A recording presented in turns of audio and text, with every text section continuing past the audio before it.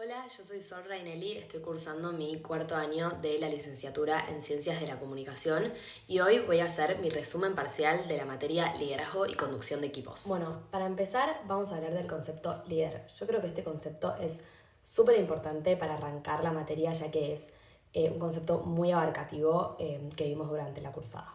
Según Cattell, que es un autor visto en clase, el líder es esa persona que realiza mejor y mayor rendimiento dentro de un grupo.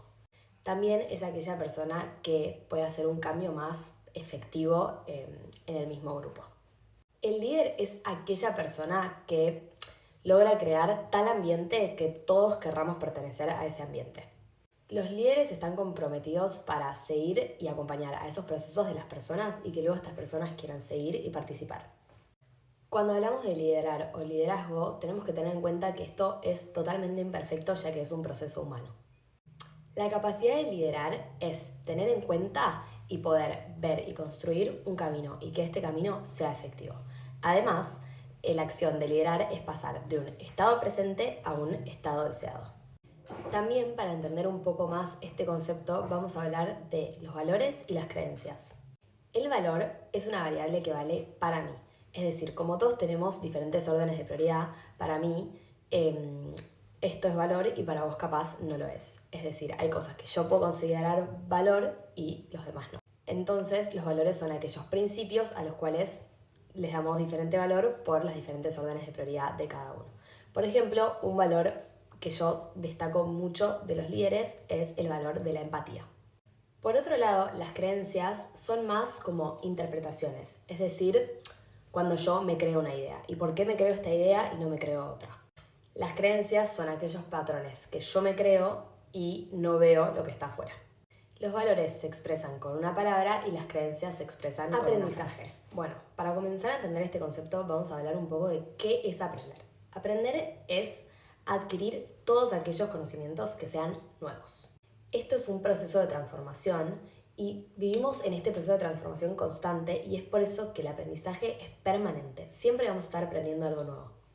Una pregunta que se debe hacer muchísima gente es ¿cómo aprendemos? Y la respuesta es que hay 3 canales de aprendizaje. Tenemos el visual, el auditivo y el kinestésico. También aprendemos en base a la educación y, bueno, la educación más común y que todos conocemos es la educación sistemática, que estos son colegios, universidades y todo lo que tenga como para cumplir un programa. El aprendizaje comienza cuando tenemos aquella ceguera cognitiva. Esto quiere decir que no sé algo, pero tampoco no sé que no lo sé. Es decir, no sé algo, pero tampoco no sé que existe ese algo. A esto lo denominamos incompetencia inconsciente. Pero por otro lado tenemos la incompetencia consciente. ¿Qué esto quiere decir? Hay algo y yo sé que no sé ese algo. Y acá nos transformamos en ignorantes. También tenemos la competencia consciente, que esto es que hay un nuevo conocimiento y yo necesito el 100% de mi atención para realizar el objetivo de tal conocimiento. Y esto pasa porque no lo tenemos naturalizado aún, porque es nuevo y estamos en constante aprendizaje permanente. Esto es esencial para aprender de los errores y sin error no hay éxito. Otro concepto para tener en cuenta es el hábito inconsciente. Estos son los hábitos y rituales que ya los tenemos 100% naturalizados y, como dijimos en clase, nos salen de taquito. No todo lo que aprendemos es positivo. Es por esto que es súper importante saber todo el tiempo dónde estamos parados.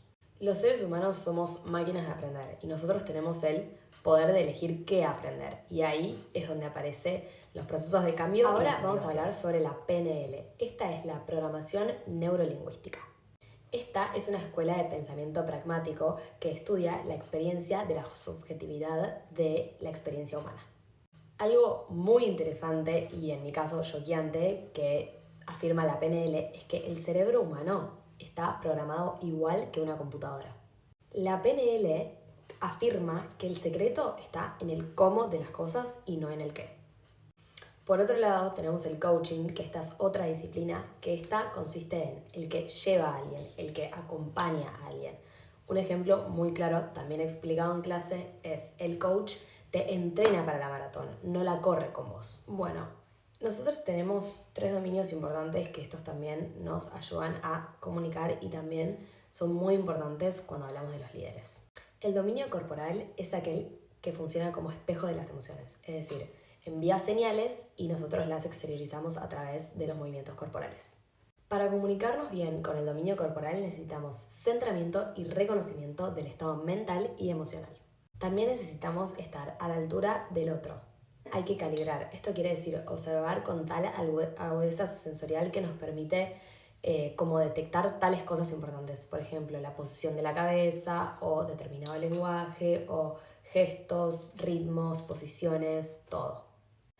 De esta manera entraríamos en el rapport y esto quiere decir entrar al mundo del otro y teniendo en cuenta estos gestos y movimientos corporales es más sencillo. Esto viene muy de la mano de la empatía, ya que la definición de empatía es la capacidad que tiene el ser humano de ponerse en el lugar del otro, es decir, entrar a su mundo. Luego tenemos el dominio emocional y para entender mejor este dominio creo que deberíamos empezar definiendo qué es una emoción. La emoción es una descarga de energía, también es una respuesta a algo. También es un estado muy complejo del organismo, ya que está caracterizado por una excitación o perturbación que predispone a la acción. Es decir, es una respuesta valorativa a un acontecimiento externo o interno. ¿Por qué decimos que el estado emocional condiciona tu comportamiento? Esto es porque tu estado emocional te define como persona y cómo la persona define el mundo, y es por esto que afecta a tu comportamiento. También es un proceso en el cual hacemos consciente lo inconsciente, es decir, podemos actuar y si vemos algo, cambiarlo. Es decir, que podemos ver y reconocer cómo nos afectan tales acciones. El secuestro emocional es aquella acción que llega y te secuestra. Esto puede llegar a ser muy difícil de controlar. Hablamos de clima organizacional cuando hablamos de que una emoción que tiene una persona toca y contagia a la otra. Y esto es porque las emociones son contagiosas. Igual hay que tener mucho cuidado porque no todas las emociones contagiosas son positivas, también pueden ser negativas. Para ser líder es muy importante tener desarrollado este dominio, ya que muchas veces también hablamos del liderazgo emocional.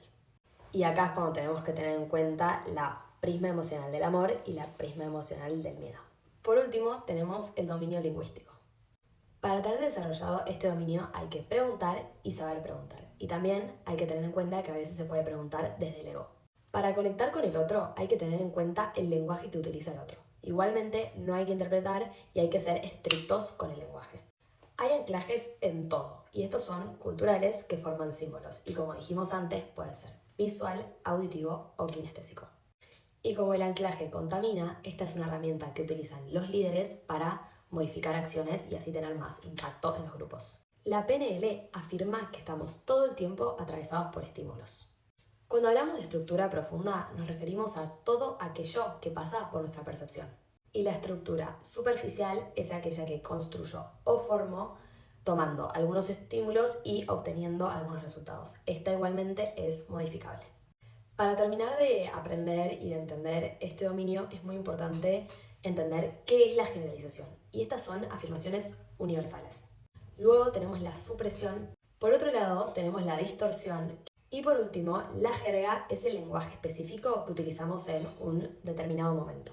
El metamodelo del lenguaje es no solo el preguntar, sino que también poder acompasar lo lingüístico. Y acá es donde tenemos los 3 actos lingüísticos. Primero, calificar y categorizar.